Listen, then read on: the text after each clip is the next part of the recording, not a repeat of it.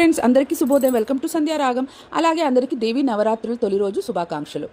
అమ్మవారి అభిషేకం అయిన తర్వాత అమ్మవారికి అలంకరించడం మొదలుపెట్టారు. తరువాత దీక్షలో ఉన్న వారిని దీక్ష పూజ, అలాగే మాలధారణ ఇలాంటివన్నీ పంతులు గారు దగ్గరుండి జరిపించారు. వాళ్ళ చేత మంత్ర ఉచ్చారణ, అలాగే దీక్షకి కొన్ని విషయాలు ఏం చేయాలి, ఎలా చేయాలని కూడా స్వామివారు చెప్పారు.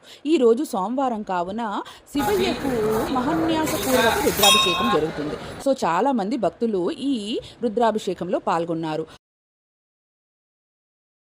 రోజు దేవాలయంలో ఉన్న దేవదేవతలందరికీ ధూపదీప నైవేద్యాలతో పూజించి అభిషేకాలు చేశారు. అలాగే ఈరోజు పంతులు గారు దీక్షలో ఉన్న వారితో ఒక మాట చెప్పారు. అది ఏంటంటే, మనము అమ్మవారిని పూజిస్తున్నాం అంటే ఆ పూజ చేసేటప్పుడే మన ధ్యానం అమ్మవారి పైన ఉంటుంది. అదే అమ్మవారే మన లోపల ఉన్నారు అని అనుకుంటే అది ఇంకెంత బాగుంటుంది. ప్రతి క్షణం వేస్ట్ చేయకుండా అమ్మవారి ధ్యానంలో గడుపుతాం. అలాగే ప్రతి మాట ఆచితూచి మాట్లాడతాం.